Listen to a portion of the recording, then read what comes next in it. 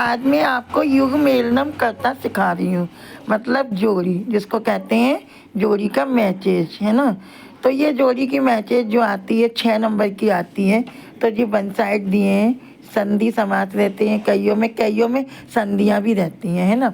तो हर संधि के भी 3 पोर्शन रहते हैं और समास के भी 3 पोर्शन रहते हैं। मतलब नाम, विग्रह और उनका पद। तो वो कैसे भी पूछ सकते हैं, है ना। जैसे गर्दन ईस, है ना, सज्जन, मंधन रथा, नमस्ते, जगदीश, विद्यालय। अब गर्दन ईस प्लस बराबर इसमें से इधर सामने ऑप्शन है मनोरथा, गणिधन ईशा, गुण स्वर, व्यंजन संधि, दीर्घ स्वर, विसर्ग संधि, जगत धन ईशा।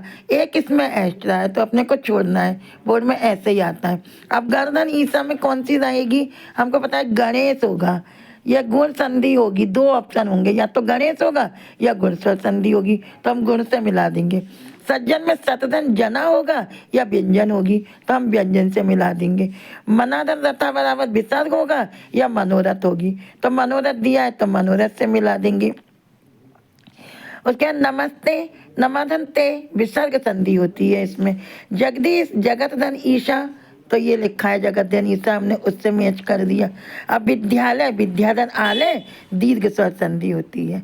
तो ऐसे हम पहले जो संधि मिल जाए, अब ये दूसरी जोड़ी है। जैसे नीलकंठ, ग्राम गता, यथाशक्ति, पितुर्ग्रहम, एकदन एकः ना अस्ति, ये बात तरफ है।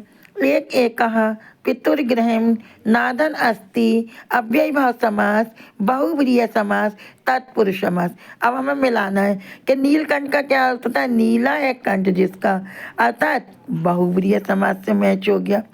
ग्राम गता, गांव को गया, तो इसमें द्वितीय तत्पुरुष हो गया, तत्पुरुष हो गया। ये तत्पुरुष का ऑप्शन दिया है हमारा ये नीचे। अब यथाशक्ति, शक्ति अनातिक्रम, तो इसमें अव्यय भाव हो गया। पितुर्ग्रहम, रा का लोप हो गया या विसर्ग लग गई, तो ये वाला ऑप्शन आ जाएगा। एकदन एका बराबर एका होता है और वृद्धि संधि होती है।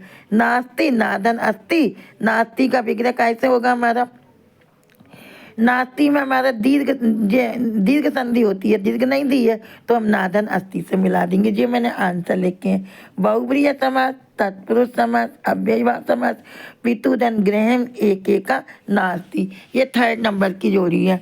ये देखिए, ये सूर्योदय, अनुरूपम, चोरभयम, त्रिभुवन, पुस्तकालय, निश्चल।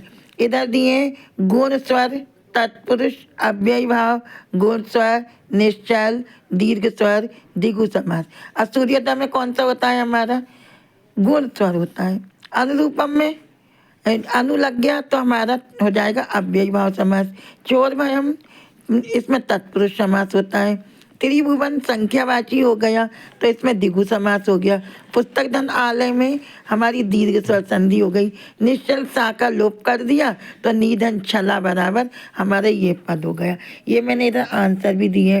गुण स्वर संधि, अव्यय भाव, तत्पुरुष, द्विगु समास, दीर्घ स्वर, निधन छला।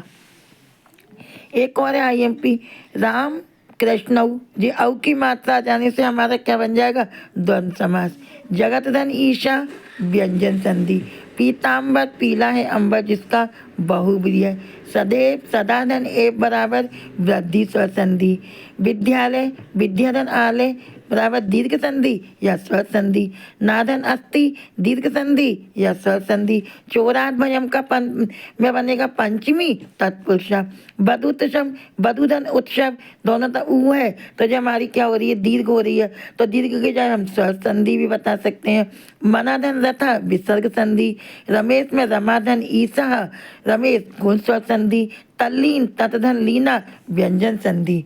अब देखिए आंसर, द्वंद्व समास, व्यंजन, बहुव्रीहि, वृद्धि स्वर, दीर्घ स्वर, पंचमी तत्पुरुषा, स्वर संधि, मनादन रथा, गुण स्वर, ततधन लीना। अब आपको ये जोड़ी समझ में आ गई होगी संधि समास की। इनमें से एक जोड़ी मेरे विचार है कि पक्का बोर्ड में आ जाएगी। इसमें 3 नंबर के समास रहते हैं, 3 की संधि रहती है।